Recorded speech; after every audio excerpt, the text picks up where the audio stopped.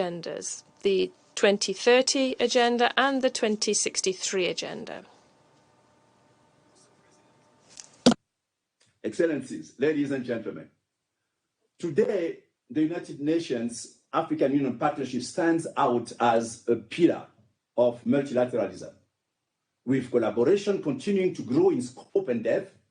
Furthermore, I am also encouraged by the convergence of perspectives and analysis by the two councils on some of the key issues on your respective agendas. This presents both councils an opportunity for even greater collaboration, particularly on some of the most complex issues. Allow me, Mr. President, to touch on three key issues highlighted in the report of the Secretary General. Firstly, the conflict landscape on the continent is becoming increasingly complex and multifaceted, and in most cases, also intractable. As outlined in the report, the primary structural challenges to achieving lasting peace and security in Africa continue to be political and socioeconomic exclusion, including gender inequality, weak governance institutions, particularly regarding human rights, the rule of law, and electoral democracy. The inadequate delivery of basic services and the inequitable management of natural resources, as well as terrorism, violent extremism, and organized crime. These are compounded by a range of factors, including climate change, food and energy insecurity, rising and entrenched inequalities in finance, trade, technology, and security, both within and among nations, and external threats and shocks to which most African countries are least prepared to tackle. As the report illustrates, there is an alarming rise in political contestation, turning violence or fueling intrastate conflicts, as well as in acts of terrorism and violent extremism, which expose systemic governance deficits associated with weak or absent state institutions. We have witnessed a spate of unconstitutional changes of government on the continent. In the Sahel, the coups are further destabilizing the region, while terrorism and violent extremism continue to result in grave human rights violations and abuses and exacerbate already dire humanitarian situations. In the Sudan, the conflict is creating a catastrophic humanitarian situation. In Eastern Democratic Republic of Congo, the security and humanitarian situation remains a major concern as the country heads towards elections. Mr. President, Excellencies, ladies and gentlemen, today's challenges call for renewed effort to make collective security more effective, in line with the recommendations in Secretary General's policy brief, A New Agenda for Peace of July 2023. The emphasis should be on global and regional early warning and prevention efforts, boosting preventive diplomacy and supporting regional peace support and peace enforcement operations, an area in which, admittedly, the African Union is showing commendable leadership. The new collective security machinery should be bold and fit for purpose. It should be able to respond effectively to contemporary threats to peace and security. This leads me to my second point, financing of AU-led peace support operations. In your reflections and planning for a more effective collective security machinery, responses must be commensurate to the formidable challenges we face.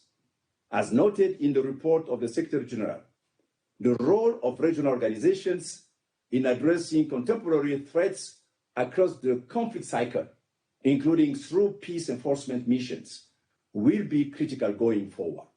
However, such missions will only be effective if underpinned by the availability of requisite human and financial resources through predictable, sustainable, and flexible financing of African Union-led peace support operations. The Security Council would be encouraged to consider an empowered and resource AU PSO capability as an integral part of the collective security machinery. part of a toolkit with an ability to deploy peace missions relatively quickly when needed, with the aim of effectively supporting sustainable peace on the ground. In other words, by empowering AU-led peace support operations, the Security Council will, in fact, also be empowering itself, strengthening its own hand in fulfilling the functions and powers outlined in Article 24 of the Charter.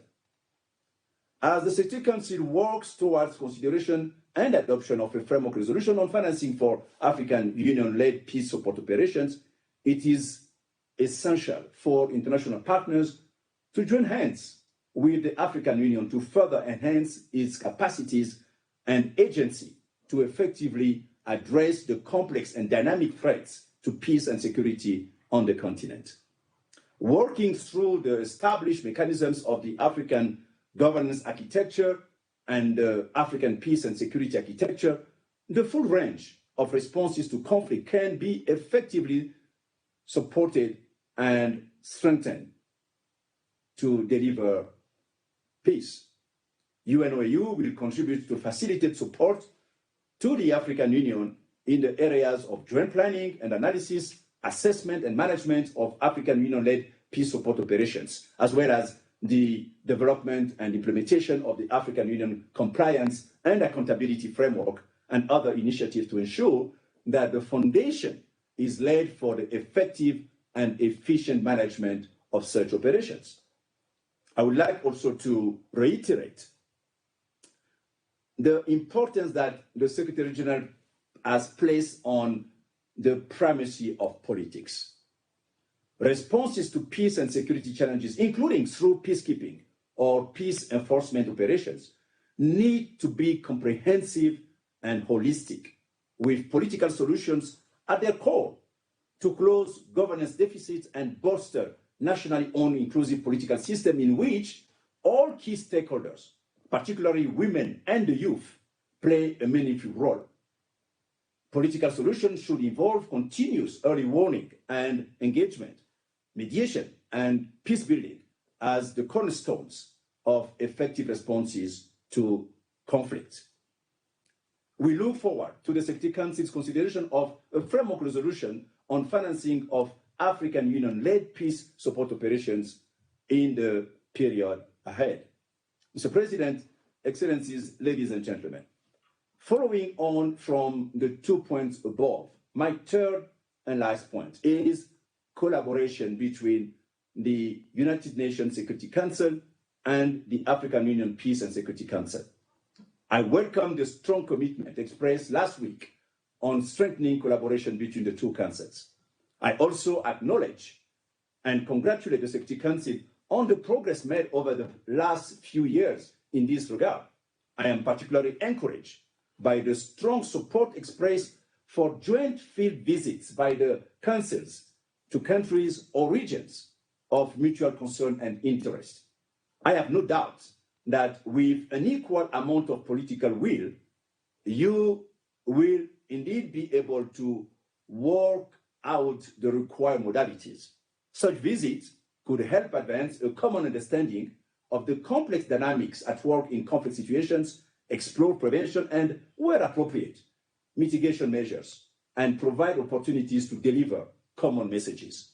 I commend the two councils for endeavoring to hold monthly informal coordination meetings between the incoming president of the Security Council and incoming chairperson of the Peace and Security Council, which provide an opportunity to discuss priorities and program of work, promote synergies, and share perspective on issues of common interest, with a view to enhancing strategic coordination and complementarity.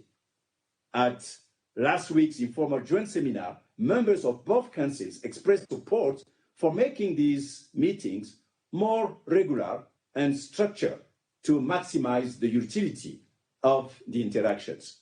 There was also support expressed for informal consultative meetings at the level of experts, especially in advance of key decisions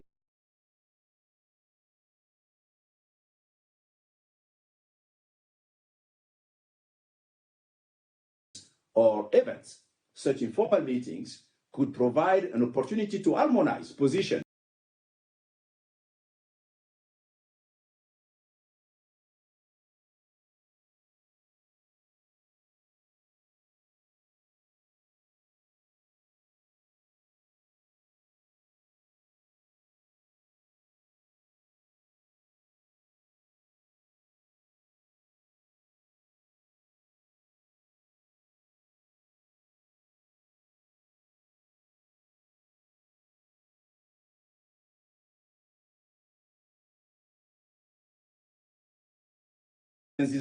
Ladies and gentlemen, let me conclude by thanking you once more for your continued support for the UN-AU partnership in peace and security in Africa and the work of UN-OAU, which I have the immense privilege of leading.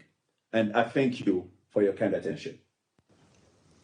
I thank Mr. Onanga-Anyanga for his briefing, and I now give the floor to Her Excellency Ms. Fatima Kiari Mohammed. Mr. President, honorable members of the UN Security Council,